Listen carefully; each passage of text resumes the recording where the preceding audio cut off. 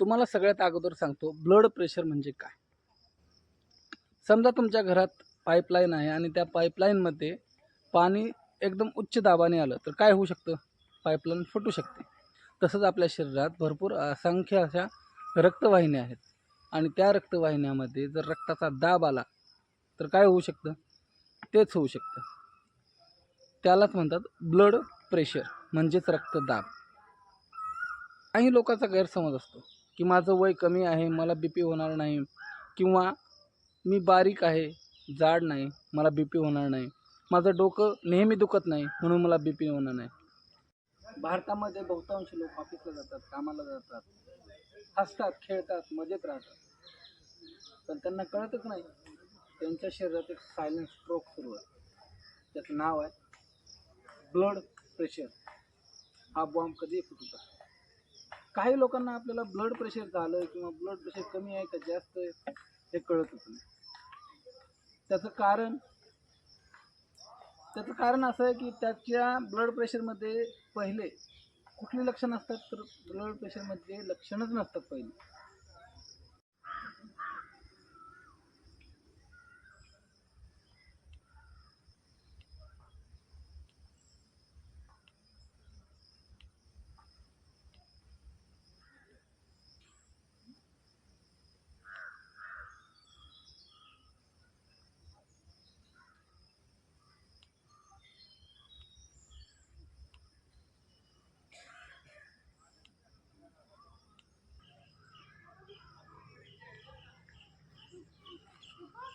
Blood pressure व्हायची काही प्रमुख कारण आहेत.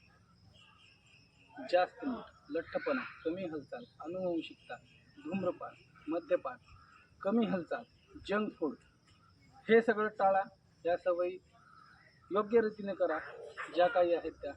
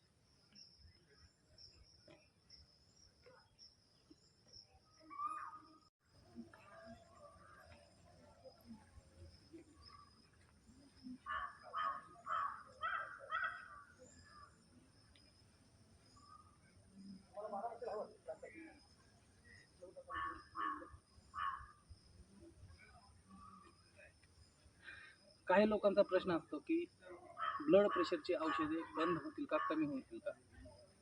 निश्चितच डॉक्टरांच्या सल्ल्याने जे तुम्ही औषधे घेताय त्याच डॉक्टरांच्या सल्ल्याने तुम्ही तुमचं वजन कमी करून योग्य आहार घेऊन तुमची औषधं कमी आणि काही केसेसमध्ये बंद पण होऊ शकतात.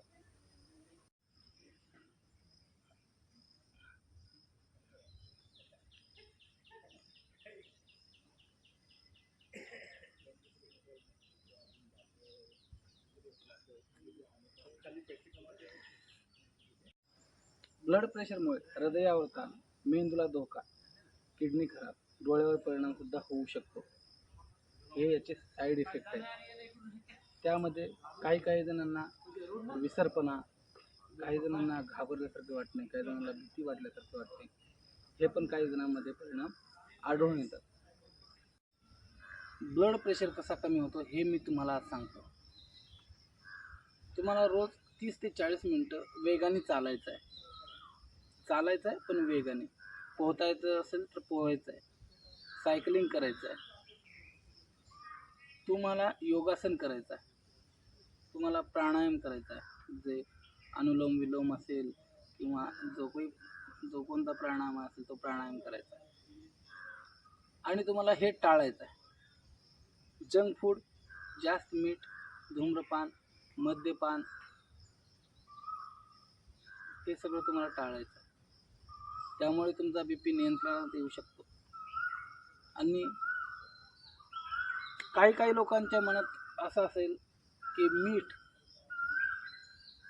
मीठ खाण्याने कसा BP वाढतो किंवा कसा कमी होतो? मीठ हे जेव्हा तयार होतं मुळातच ते खाऱ्या पाण्यात तयार होतं आणि त्यात भरपूर क्षार असतात आणि त्यावर नंतर प्रक्रिया केली जाते. तुम्हाला वाटत असेल मीठ चवीसाठी चांगलं आहे, मिठाशिवाय आपल्या अन्नाला चव नाही आहे. पण आपल्या अन्नात मिठाशी एवढं घातक पण कोणी नाही आहे. लोक पैसा, गाडी, घर घेण्यासाठी संपूर्ण आयुष्य घालवतात. ज्या हृदयामुळे हे सगळं शक्य झालं त्याच्याकडे दुर्लक्ष करतात. ब्लड प्रेशर तपासायला फक्त 2 मिनिट लागतात. जर हे 2 मिनिट हुकले तर ह्याची किंमत संपूर्ण आयुष्य असू शकते. BP 2 अक्षरी शब्द आहे, पण हा शब्द एवढा डेंजरस आहे, तो सायलेंट किलर आहे. तो तुम्हाला थोडा थोडा खातो, एकदम नाही खात. आणि जेव्हा एकदमच धक्का देत आहे तेव्हा जोराचा धक्का देतो. काही लोकांच्या मनात असतं की आपल्याला BP झालाय, आपल्याला रोज एक गोळी लागलेली आहे, ती कमी होणार नाही याच चिंतेत ते अजून टेन्शन घेतात. लक्षात घ्या, तुमचं वजन कमी करा. मला एक अपशब्द वापरावा लागेल असं वाटत नव्हतं, पण तो मी वापरतो. घरी म्हशीसारखं बसण्यापेक्षा आहे ना, हाताला काम द्या, शरीराची हालचाल सुरू ठेवा. नक्कीच ब्लड प्रेशर कमी होतं. काही केसेसमध्ये गोळी बंद पण होते.